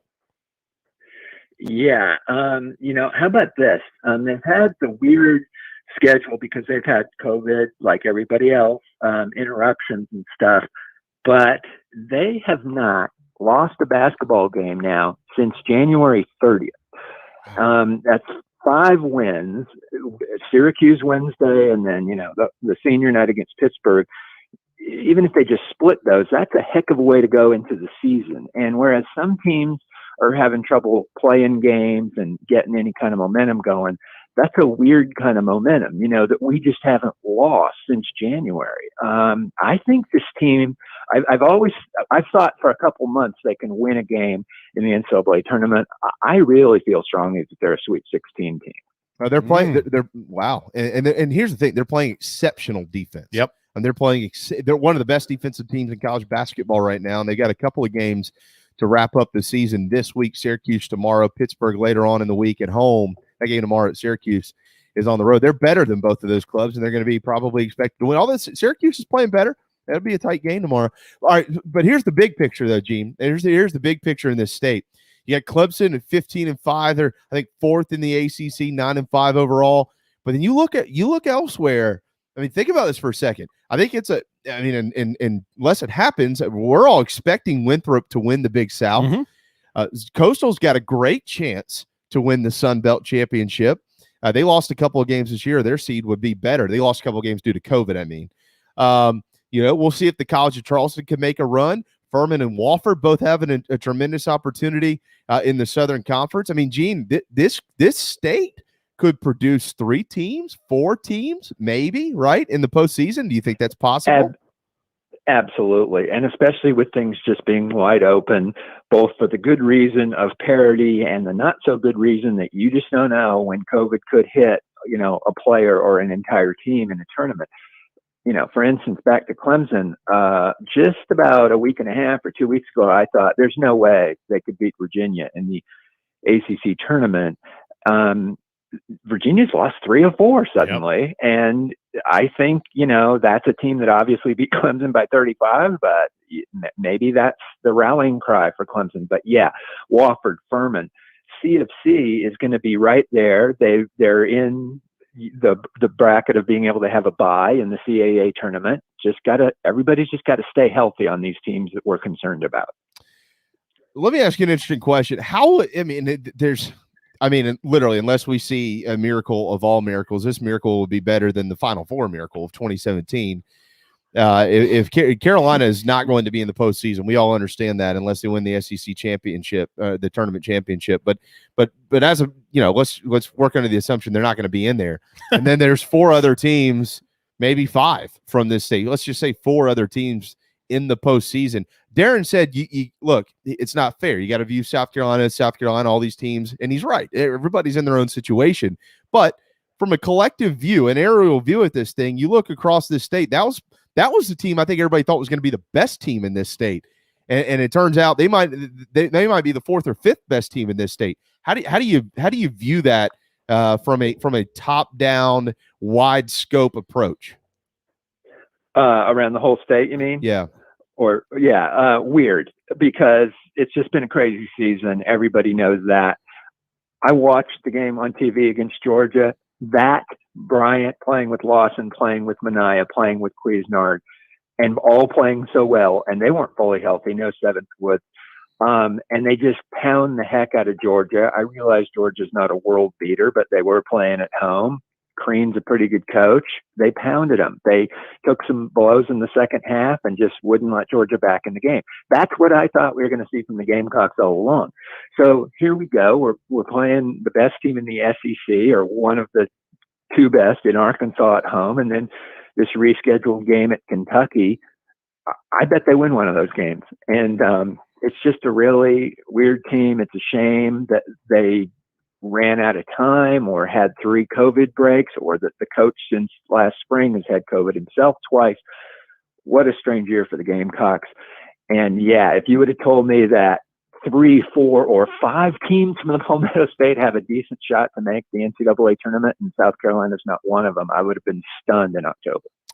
Frank Martin said yesterday, I'm sure if you weren't on the call, I'm sure you saw the comments. He was asked if he was disappointed, and he said no, he wasn't disappointed. What'd you make of those comments?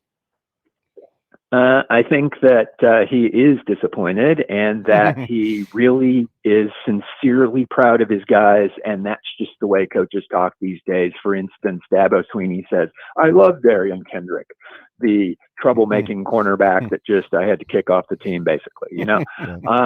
That coaches just aren't going to embarrass people, and that's not the way they do things anymore. So I think Frank is sincerely really touched by the effort of these guys to try to avoid COVID and try to go out there and play hard. But he sees for sure that there were some tremendous missed opportunities out there, not all of the teams doing. There's some noise that, so first of all, the athletics director at New Mexico played for Frank Martin when Frank Martin was the Miami Central High School coach. Right. There's some noise that, potentially they could be interested in Frank Martin as their head coach. Here's a little bit of an issue, though. They just got done paying their head coach $750,000 a year. Frank Martin makes $3.1 million at Carolina. A little bit of a discrepancy there in the annual basketball salary. But do you at this point in time, and it's been tough, I know, we'll see what happens down the stretch, but do you anticipate Frank Martin to test the waters out there for another opportunity, or do you think that he is back in Columbia and that's where he wants to be? That's a real tough one. And I've got to say that to me, it comes down to tell me what Frank Martin thinks his health situation is right now and over the next few years. I don't know anything specifically, but if he's feeling good about himself and wants to keep coaching, I think New Mexico would be a very real option, because I think it was Rick Barnes who said when he left Clemson for Texas, you always want to kind of stay one step ahead of the posse, and that would be that classic move, similar to Oliver Purnell leaving Clemson for DePaul. Seems like kind of an head-scratching move. But if you see that posse coming, you got to get out ahead of them. Dean Sapakoff with the Post and Courier. All right, let's talk attendance here. Greg Byrne with Alabama yesterday said he expects a full house at Bryant-Denny. We've seen Texas A&M and I think Ross Bjork, their AD, a couple of weeks ago, say they expect the same. Yesterday, South Carolina rolled out their Welcome Home throwback campaign, reverting to season ticket prices from 2010, the last year that Shane Beamer was on staff in Columbia. At this point in time, what are you hearing about the football attendance in the fall? I know that leagues are going to be a little bit different. The SoCon and the SEC, they might have a little bit of a different view on things. But as we stand here in March, what are you hearing about these schools and their efforts to get as many people into the ballparks as they can? I think that's what they'd like to do, but the people I've talked to inside the athletic departments at Clemson and South Carolina are fully understanding that things can change in this pandemic, and they hope and expect to have full houses or close to it. But I think they also are not about to go out and try to sell, 70 or 100,000 tickets or whatever per game, or however many they could sell, because, things can change. I certainly hope so, and you would think that by September 1st we'd be okay, but who the heck knows? I mean, last year I think the best leader throughout all of this, I still believe, was Greg Sankey as a commissioner in the SEC. Personally, John Swofford as well as the ACC. They kept kicking the can down the road, Gene, and just saying, look, we're going to wait and see how things work out. This is what we're going to try to do. This is what we're working towards. And eventually they got it figured out to where they were able to get the season in the best that they possibly could. Do you anticipate earlier decisions being made this year, or do you think that they'll do something similar and kind of ride it out through the summer? Just from a bean counting point of view, the more money you can get into the bank early, that's good. Yeah. So that they would love to move those tickets and things, and they're already obviously selling tickets that are about to. But yeah, final decisions, adjustments, they're going to be made at the last minute. They're just not going to be stupid. On the other hand, if you look at the kind of tight crowd shots from, say, places like LSU toward the end of last season, it looked like it might as well have been a full house, the way they were bunched together in certain spots, especially the student section. Yeah, they were creatively socially distanced by the end of the year. Absolutely. Who was it earlier in the year? Was it Georgia? It was Georgia. Earlier in the year, wasn't it Georgia, where there was a TV shot and they're like, well, no, wait a second. That's not 20%. It was whatever. I remember what you were talking about. And I think that's what spurred on Dan Mullen's comments. Like, we're going to get a full house back A&M. here. Yeah. Yeah. It was A&M. That's right. It was A&M. That's exactly right. Exactly right. Gene, there was some excellent stuff from the pen of your right hand. You are right-handed, right? Actually, I'm a southpaw, Jamie. I know a lot of people don't realize that. But see? yeah. throws a breaking ball at us. How about that? Yeah. The great column on Teddy Valentine. That was really, really neat. I would encourage folks to read it if they haven't. Weird year, but Teddy Valentine keeps treating at Starbucks as the headline for that one. Also have something in there about CJ Spiller. And you were comparing, I don't want to say comparing, but referencing Spurrier and kind of how their tenures have played out. So if folks haven't read those, head to thepostercourier.com and read them. But what else can we read throughout the week? Yeah, it's going to be interesting. For one thing, I'm kind of taking a deep dive into the College of Charleston's basketball season and their chances as they head to the CAA tournament this weekend. I mean, I think they have a real shot, and they can just totally redefine this misery that's happened up until now, because I think they're right there with Northeastern, James Madison, and anybody else. And I like their draw with Drexel, and I think they can come together, and certain guys that just, have been playing good all year, like Sepp Jasper, keep doing it. I think this team, Peyton Willis, transfer, I think they can do something in the CAA tournament, and that would be so cool if they could make the big dance. And then a total ripoff from what you guys were talking about last week. Why aren't there more FCS football games on TV here early in the season? I've talked to some coaches, some athletic directors, and we're just gonna try to take a shot at that and see. Maybe there can be something happening in after the college basketball tournament. But yeah, I think it's ridiculous that there wasn't a Monday night game last night. Thank you. If you haven't already, reach out to Samford Martin Newton. He tweeted out that he wasn't a fan of spring football originally, but now he's warming up to the idea. So if you haven't yet reached out, he could be interesting. Okay, and I'll tell him that Darren Goldwater said to call. Okay, yes. Thanks. Yeah, yes. Helping me write this column. Thanks, I appreciate it. Yeah. let me rewrite my entire column and so I can get this guy in here. Yeah, I'm glad you brought that up. I'm really looking forward to that. It's not a rip-off at all. You obviously thought similarly as most of us are thinking. It's a joke. I mentioned this the other night.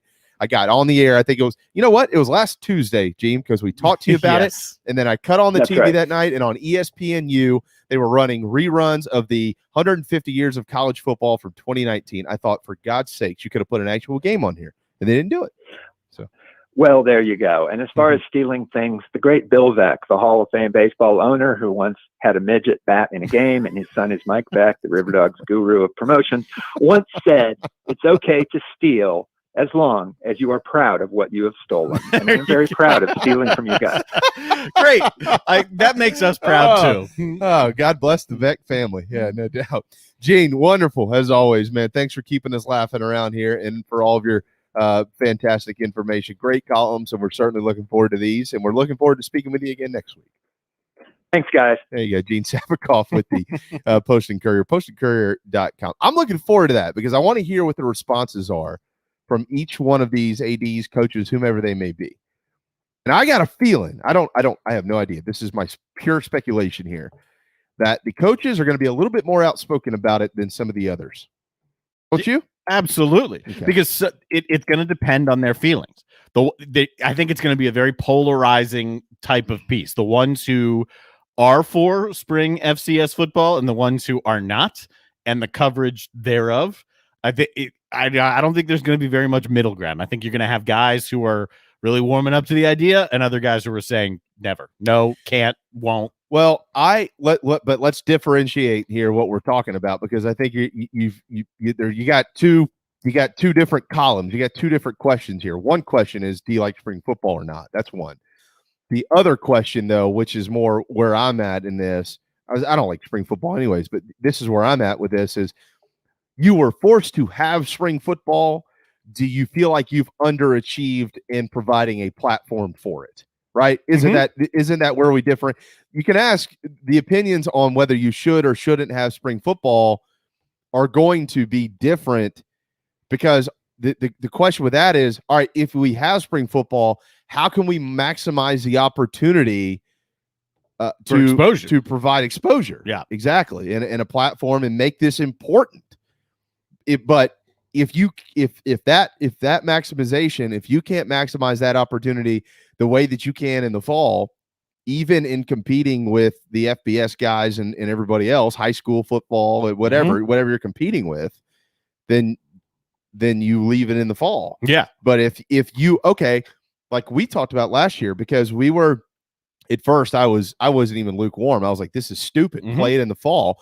But I warmed up to it because I listened to people like you. I'm just kidding. Well, no. I was all for it at first. I was thinking, this could be a great idea. I was even saying Group of 5 could look into it. Well, that's exactly. I know. Yes. No, you weren't. No, you weren't, because you were working under the assumption and the mentality of they'll make it the best that they can. Yeah. Like, all right, if we move it to you were looking at it from an optimistic point of view of this can be better for them, and here is why. Yes. But none of that stuff has happened. And that's also true. And that's why people are, I say people are frustrated. Those are the people like you or people like us who are kind of looking at this, involved in it, maybe actual fans of the schools and stuff like that. The rest of the football world, they're not frustrated by it because then they don't even know what's going on. Yeah. And that's why, like, the Genes of the world need to tell the story. And if I was writing the story would be, hey, look, back in August, we were led to believe that they were going to write some golden script for how the FCS boys are going to play in the spring, and this is going to be better for them. They're going to be on TV, and it's going to help them recruit. They're going to bring in TV contracts. They're going to bring more money into the school, build better facilities, and this, that, and the other. That's how I would tie it in. And here we are, and people are watching cricket on ESPN. They failed. They all failed. The commissioners failed. The TV networks failed. And you're right. You're exactly right. What you said last week was, well, look, man, there's TV contracts in place. You can't break this. You can't break that. You can't do this. You can't do that. That's all true. And it is all true. But what we've also found just by, cutting that remote on is, wait a second. There are ways to do this, and they failed. If it's planned, yeah. If it's planned out, yeah. And they failed. I'm sorry, they failed. I know that we all want to see football on a Saturday if you're going to go to a game, but if TV dictates in the spring that you throw a game on a Tuesday for the nation to see it, you play it on Tuesday. Look, you're already playing in the spring, so who cares if you play on Tuesday? Exactly. You're playing on the opposite end of the calendar. What if you play a different day of the week? That's my point. It's like you already moved them. All right, now maximize the opportunity, and they screwed it all up. They've screwed it all up. They have. I think they've whatever. McFaddenPestControl.com. That's where you want to go. Smooth. I have a gripe. I got to call Heath. Oh. And here's the thing. Turtle. I'll call Turtle. I could be public about it because it's not like they're failing in their duties. Dude, all the rain and everything we've had, naturally, bugs are going to try to get their way in. I found a couple roaches over the last day, 2 of them. One of them yesterday afternoon, and one of them last night when I walked out into the garage. Scattering their way through the garage, and I don't like that. I got all my Christmas stuff in there, got some kids stuff in there. I've got my tailgate area where I have all my stuff packed up for tailgating, and then the grill area next to that. I'm very organized. I was about to say, I bet you're super organized. I'm very carry like piles like Amazon boxes in there, and I'm like, dude, do you need those? Well, we might. No. Yes or no? It's a yes or no. Yes or no, or they're going to the curb. Well, I don't need them right now. Bye. Box cutter. Gone. So I don't like the whole roach thing. So I got to send a text to Turtle and Heath and have them come out. But here's the thing. Here's the kicker. I text them. They're like friends, and they come out. There you go. Yeah, this isn't some national hotline or some central navigation system. Do you have roach problem or do you? No. It's none of that. No. It's, hey, how y'all doing? Yeah, we're going to be right out. Can we come out tomorrow? Yeah, that'd be great. Come on by. I'll leave the garage door open. Get in, get out, do what you need to do. Very, very excited about our service. Always have been with McFadden Pest Control. We've had them for over 3 years. And when I have little problems like this, but that's now 3 bugs in 3 years. 3 in 3 years. The one bug a year problem's got to go. So we're going to get this figured out. McFaddenPestControl.com, in business for over 40 years, though, right here in the low country of South Carolina. All right, we need to hit a timeout. When we return, a couple of things to get to in baseball and in hoops, and with some Carolina football news to pass along as well. And if you haven't looked at the schedule, tonight is a pretty darn good night to watch college basketball. Mm-hmm. There are some major matchups that you won't want to miss. Hang tight.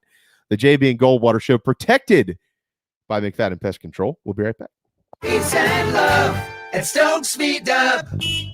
This is Mike Mazzell for Stokes Volkswagen on Ashley Phosphate Road. Whatever you got planned this week, cancel it. 72 new Volkswagens will be sold in the next 72 hours at whatever price it takes. I repeat, 72 new Volkswagens will be sold in the next 72 hours. To the first 72 car buyers interested in saving up to $6,000 on a new Volkswagen for 3 days only. Every new Volkswagen and pre-owned vehicle at our bottom line price. Direct to the public, regardless of profit. Qualified purchases with interest-free financing for 60 months, and all trade-ins will be accepted. Interested parties should arrive early for best selection. You will not find a lower price anywhere in the country. 72-hour Volkswagen clearance, savings up to $6,000, 3 days only at Stokes Volkswagen on Ashley Phosphate Road or StokesVW.com. Peace and love at Stokes Meet Up.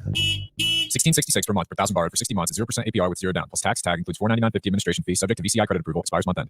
What's up, everyone? JB here. Want to tell you about my friends at McFadden Pest Control, as we do every day on our program. I love these guys. They've been in business over 40 years, and they treat our family like they've only been around for 4 days. Always doing their best work, trying to earn our business, although they know that they'll always have it. Heath and the guys take care of our quarterly, our mosquitoes, termite bonds, anything we can get them to do, they do it. They're the best. They're friends. Heath even often texts me and just asks to see how my family's doing. It's amazing. I can't say enough about McFadden Pest Control. Switch to them. You'll never have anyone else protect your home. McFaddenPestControl.com, McFaddenPestControl.com here in the Low Country. Guys, spring is finally in the air. You know what that means? Basketball in its home stretch. March Madness promotion at Dog and Ducks, 3 locations in Mount Pleasant, Bell Hall, Park West, and Clements Ferry Road. From now until the end of the tournament, $5 Sweetwater pints. That's right. Every Sweetwater, just $5 at Dog and Duck, Park West, Bell Hall, and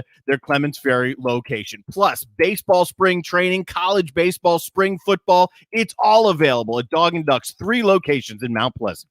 What's up, everybody? This is South Carolina singer-songwriter Patrick Davis, and I might live in Nashville, Tennessee now, but guess what? I can always keep up with the news back in South Carolina because I've got the JB and Goldwater Show. Thank you, JB and Darren, for being live, loud, and online. Your love lifting me higher. I said you're responding on behalf of my daughters to their birthday messages. They thank every single one of you for reaching out. Hannah and Riley say thank you or thank you. That's close enough. Thank you. That counts. I don't know that they have the K in there just yet. That's okay. Maybe they do. I don't know. I can't remember. This morning they were cake. I said the cake's coming later. Get your clothes on. We're going to school. That's the great thing about kids with birthdays. Like you wake up in the morning, it's like Christmas. Like I want all the candy. It might be 7 a.m. I don't care. Cake. All the candy. I'm like, dude. Hey, easy, pal. They'll have plenty of cake this afternoon. Their Grammy is making them cake today. Apparently it's carrot cake. Okay. Yeah. That works. Hope they like it. The cake is good. Yeah. But my mom, everything she makes is good. So. I'm sure. Yeah. All right. Tonight, some major hoops. Wow. ESPN is loaded. And by the way, it starts at 5:00. Interestingly enough. 5:00. Yeah. On ESPN, 3rd-ranked Baylor, fresh off their first loss of the year. They're on the road in Morgantown, West Virginia, to take on the 6th-ranked Mountaineers. Big 12 matchup for the ages maybe tonight. Baylor are 4-point favorites in this game. They generally burn couches after upsets in football games. I'm not sure about hoops, but we'll find out later on tonight if they can get it done. If West Virginia can win at home, lock your doors. They might be knocking on knocking on the neighbor's front porch trying to find something to light on fire. But we'll see. So 3rd-ranked Baylor, West Virginia at 5. And then at 7:00, a top 5 matchup out of the Big Ten. This one will be special. I'm sure, Darren, you'll have your eyes on this one. 4th-ranked Illinois. They're in Ann Arbor tonight at the Chrysler Center to take on 2nd-ranked Michigan, who right now is primed for the 2nd seed in March Madness. It's all but certain at this point in time that Gonzaga will be the top seed, but Michigan has slipped ahead of Baylor. Baylor had the loss. Yeah. What's interesting about this Michigan team is since they come off this pause, they're one of the only teams that I know of right off the top of my head to not really be impacted by their pause, because they come back, had a great win when they really hadn't had a good win, even though they were around the top of the polls, and they've just built off of that. I mean, they've had some tighter games, but they've been able to pull away. Michigan then will end the year with back-to-back games against Michigan State, right? Which is also interesting because Michigan State may need one of them to get into the tournament. There are differing views right now on whether or not Michigan State is in, or if they need one of those games to get in. Well, if they win one of those games, they're in. I think they'll probably be in, but they're playing better down the stretch. Oh, yeah. Spartans are playing really well. Michigan State's playing very well. Another top 25 matchup tonight at 9 on ESPN2, 25th ranked Wisconsin. They're on the road at 23rd ranked Purdue in West Lafayette, Indiana at Mackey Arena. Should be Purdue's got a stud big man if you haven't seen him. He's he's a giant inside. Yeah, I can't remember his name. No, it slips my mind. The reason it slips my mind is the last time I saw Purdue, they were playing Penn State, and I watched for like 10 minutes, maybe, and we were down 30. It's like, I'm done. I'm done. That's it. I can't do it anymore. Did they call it the Iron Bowl in hoops? Because tonight at Coleman Coliseum, Auburn is at Alabama. You can call it that. Auburn really scuffling down the stretch. Bama, of course, is in the top 10, ranked 8th in the nation. They're not the hottest team in the league. 7 o'clock tip tonight on ESPN2 between Bruce Pearl's Tigers and Nate Oates is tied.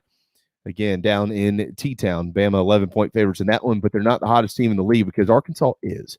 12th ranked Arkansas is in Columbia tonight to take on Carolina. Carolina is looking for a major upset. By the way, just 6-point favorites are the Hogs in Colonial Life Arena. Carolina has won back-to-back games this year just once. Not shocking because they've only won 6 games, and it's been a while. Those back-to-back games were Florida A&M University and Texas A&M. If you've got an A&M on the end of your name, Carolina probably can beat you right now in hoops, but Arkansas doesn't. 6:30 tip at Colonial Life Arena. Derek Scott's got the call, and, of course, that one will be televised nationally on the SEC Network. A couple of quick hitters on that. We mentioned them earlier with John Whittle, but Gamecocks have won 2 in a row in the series. Last year, they won a thriller in Fayetteville, 79-77. If anybody remembers that ball game, it was a hell of a matchup.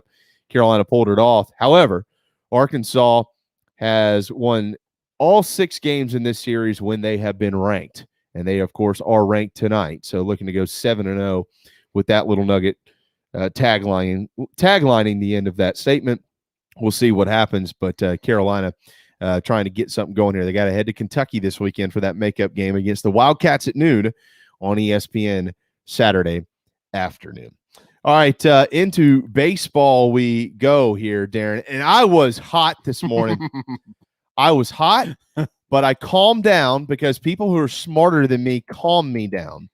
And I tried, but I don't fit into the smarter than you category. No, that's not true. You do. I wasn't willing to listen to anybody except somebody that's been through it. Okay, fair. And so that's why I called Mike Sisko, and he made me feel like an idiot. Not really, but no, he actually agreed with me, but he gave perspective to my statement. And here was my statement. It's stupid. That was literally my whole statement. In baseball, there is now a rule that you can all right. It's they're calling it a mercy rule. They're calling it a mercy rule, yes. but yeah, that term can be taken out of context because it's not a mercy rule, but it is if you want it to be, if that makes sense. It's not like a forfeiture of the game mercy rule. It's an individual mercy rule. Yeah, it's exactly. So here it is. All right. And you've long been able to do this, but the rule is in place to where you don't have to be like, hey, is that cool? And ask the other team. You don't have to do that anymore. If a pitcher throws 20 plus pitches in an inning in spring training, you can shut the inning down as the manager of the team whom that pitcher is on the bump for. Right. All right. So it happened yesterday in baseball. Garrett Richards was on the mound for Boston, and he just couldn't get it going. They were actually facing the Braves. He only got 1 out in his start. He threw 23 pitches, and the Red Sox stopped the inning, and they came out to hit. Okay. Now, he came back out and had a 1-2-3 inning in that second inning that he threw. So here was my frustration. I'm like, well, now wait a second here. Give me a break. All right, you got to learn to work through adversity. That's what spring training is all about. That's not fair to the young hitters coming to the plate with runners in scoring position. You just get to shut this thing down.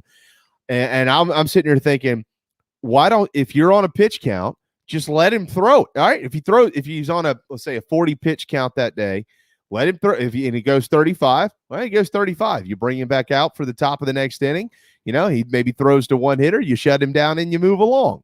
I think this is ridiculous that you can just close it down in the middle of an inning if you got a guy who's thrown 20 plus pitches. And you texted me back and you said, okay, I see it from the offensive standpoint, but you said you liked it. And I'm going to ask you why here in just a second. So then I called Mike Cisco because I didn't like this. I am such an old school, old soul guy when it comes to the sport of baseball. Mm-hmm. I hate the runner on second base rule. I hate 7-inning games. I hate it. Okay. And I really hate this. But I wasn't aware that they've been doing this for longer. I guess I'd seen it before. It was the first time I really noticed it, was reading about it this morning. When I went back and thought about it, I have seen this before on TV. However, let's say Bobby Cox is in the dugout and Joe Torre's in the other dugout. Bobby would have to say, Joe, we're going to shut the inning down. Are you cool with that? Yeah, I'm fine, Bobby. Do what you need to do. All right. You don't have to do that anymore. You can just say we're done, and there's nothing the other team can do about it. Here was Mike Cisco's explanation, though. He said it's about up and downs in spring training.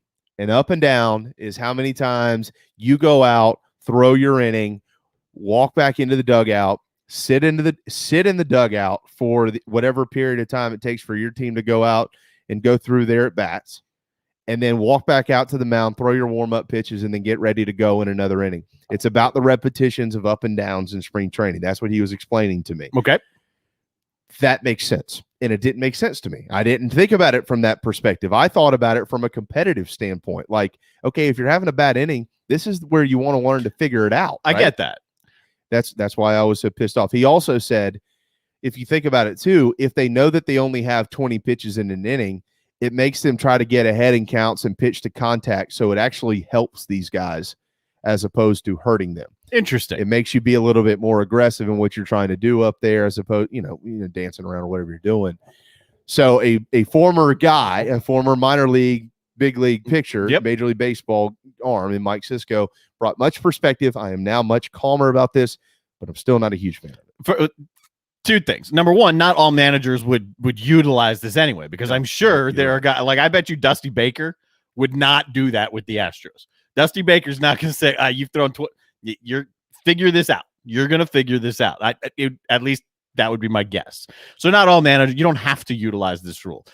I didn't know about it until I read it this morning. And my first instinct was, that's kind of cool, because it is spring training. It's not really about the competitiveness, if you will, or the nobody cares if you win or lose. Not at all. Some of these games are predetermined 7-inning games anyway. Right now, I think the first couple of games you're not allowed to go past 7. Some games may, but others actually are slated for shorter than 7 innings. And it's about getting, your arms some work, and you want to get these guys, like Cisco said, up and down, or whatever his terminology for that was, into the dugout and then back out of the dugout.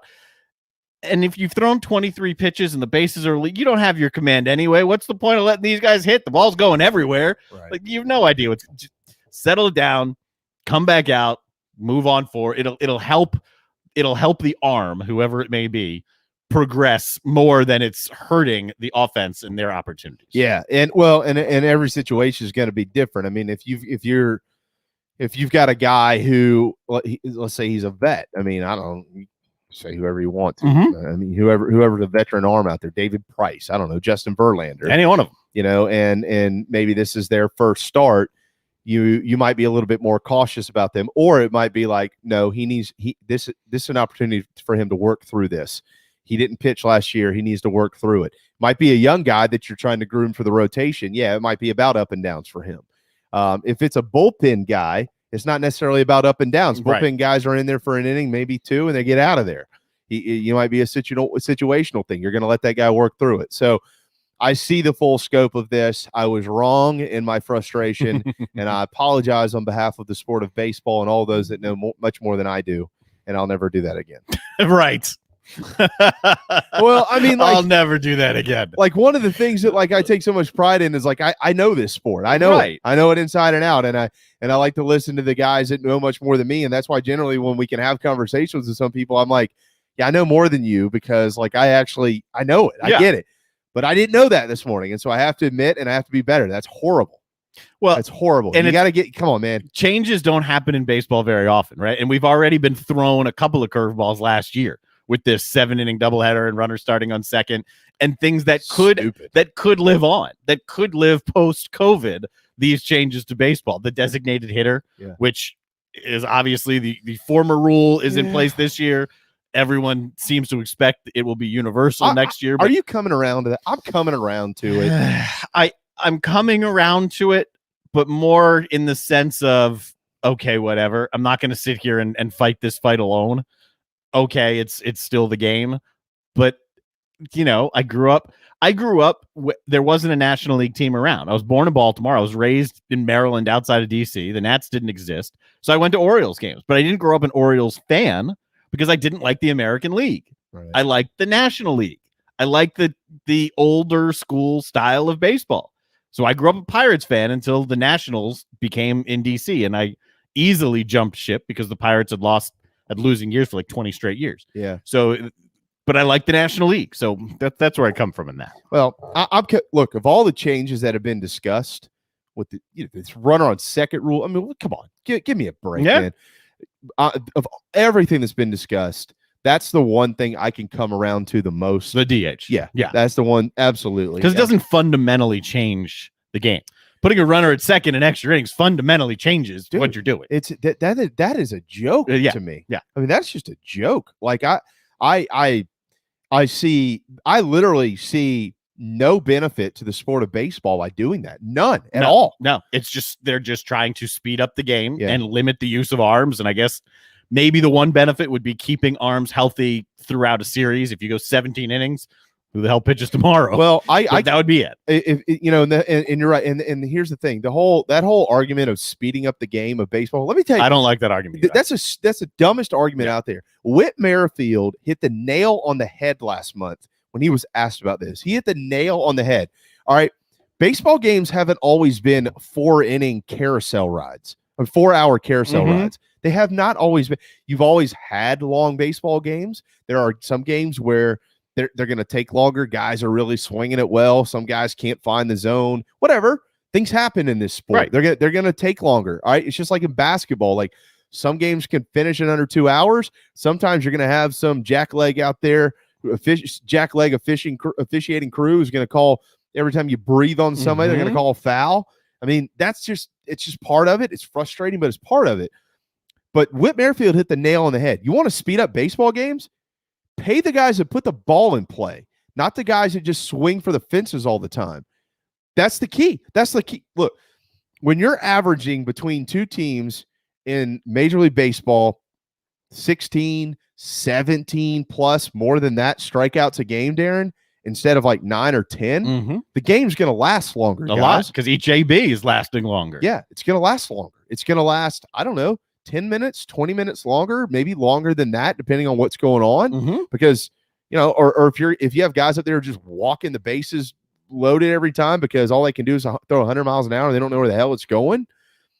But guess what they're doing right now? They're paying big arms and they're paying big bats who strike out 150 times a year, but they hit 30 home runs. That's who they're paying. And like Whit said, pay the guy that hits 290 and hits 10, 15 home runs a year, but has 170, 180 hits. Pay that guy. You'll speed up the game. That's a very good point to speeding up the game. That's also the reason why we got, I wouldn't say sucked in. That's the reason why the steroid era came about. They're not paying guys who are hitting for 180, 190 hits and 10, 15 homers. They're paying guys who are striking out a bunch and hitting 30 or 40 home runs. That's what they're paying. That's exactly right. I think I don't like where baseball is from that standpoint. I'm not saying that those guys shouldn't be paid. No, of course they should be. But like, you pay the other guys, and people's lineups will change a little bit. The sport will change with the player. At least what we're seeing now, some of the highest paid guys, and the cycle is really kind of early on. The young stars the high-paid guys who are hitting the ball out of the park, but are also hitting for average. They're not just home run or bust. Right. That's what you're seeing with a lot of these guys who are like Mike Trout. I was going to say maybe Mike Trout kind of was the start of this, right? Yeah. Because he's such a complete player. Tatis is in that range. Acuna's in that range. Soto in that range. You can hit 40 bombs. You can hit 480 feet, but you're also going to be on base at a good clip. You're not just up there to strike out and hit one out. Right. Pitch clocks. Get out of here with that crap. That's ridiculous. All right, some quick news out of South Carolina. I didn't get to this with John Whittle earlier, but 24/7 Sports has begun to issue some crystal balls for the Gamecocks for 4-star quarterback Tanner Bailey out of the state of Alabama. I think there's 3 or 4 of them in total now. I know Tony Morrell with the Big Spur is maybe the latest to do it, but other national experts are starting to lean towards a commitment in the future for this pro-style quarterback to South Carolina, which, of course, this is significant news because the new staff hasn't been in place that long. And not too long ago, they received the news about the decommitment of former 5-star QB Gunnar Stockton, who is now committed to Georgia. So Carolina is looking for their quarterback. This one is really good. Alabama really, really liked him as well. They didn't extend an offer. They were waiting on another young man. I think Ty Simpson is the kid who committed to Alabama. But in doing some checking, we'll speak with J.C. Sherbert about this tomorrow. As a matter of fact, on our program, this would be a major pickup for Carolina football, so we keep our eyes on that. We talked with Wes Mitchell about it yesterday. He said he's not ready to say this kid's leaning one way or another, but it was looking good. He pointed out it's not easy to go into Alabama and take a prospect from Alabama away from Alabama, particularly if Alabama likes the kid. Right. They did. They just happened to go in a different direction. But I mean, you don't have a 2022 stud. You're not going anywhere in college football unless you've got a quarterback who can take you there. So this would be significant news. Well, what's interesting about this too, he is a guy who would fit Mike Bobo's system very well. Mike Bobo, of course, is at Auburn, and Auburn, from what we understand, is not necessarily on the radar of this young man. So my gut tells me maybe this is one of those fan type recruitments. The kid grew up an Alabama fan in Alabama, and he wants nothing to do with Auburn. That could be. It'd be like growing up in this state. Look, I grew up loving Clemson, or I grew up loving South Carolina, and I ain't going to the other school. I'll leave the state before I do that. Could be. So we'll keep our eyes on that, certainly, but it's very interesting. All right, and before we get to the National Days calendar, some news from the NIT, the National Invitational Tournament, and this could be important news for in-state programs here, because of what I'm about to tell you. The National Invitational Tournament is downsizing and moving its annual tournament later on this month to the Dallas-Fort Worth metropolitan area. The games will be held at Comerica Center in Frisco, Texas, where Drew Meyer once played his minor league ball, and UNT Coliseum. That is on the campus of North Texas in Denton, just outside of the Dallas area. Of course, previous years, it's been a 32-team field. This year, again, it'll only be 16, and they won't play in Madison Square Garden for the first time, I think, ever, as part of the National Invitational Tournament. One other notable change is the invitation process. Since 2017, all regular season champions who didn't win their conference tournament received an automatic bid to the NIT. So let's say Wofford would win the SoCon, but they didn't win the conference tournament. They'd go to the NIT. Yep. And the rest of the field, of course, will be at-large selections. Because the field is reduced, all 16 teams will be at-large this year. No AQs. No AQs for the NIT. So this could affect some programs in South Carolina that don't make the dance if they don't win their conference tournament, like Wofford, Furman.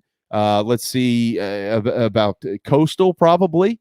Those three in particular at this point. Well, yeah. I mean, and it was a great thing for a while, especially for the smaller leagues, the one-bid leagues. It's a huge deal. We won the regular season. We know we've got the NIT. Now let's see if we can get the NCAA. That was a really big deal for coaches. Think about the bonuses and coach salaries for getting to the NIT. Yep. They're real. That's right. And now that's off the table. Yeah, we'll see if this favors more Power 5 teams or Power 5 teams, Power leagues or mid-major leagues. Yeah, it'll favor the power leagues.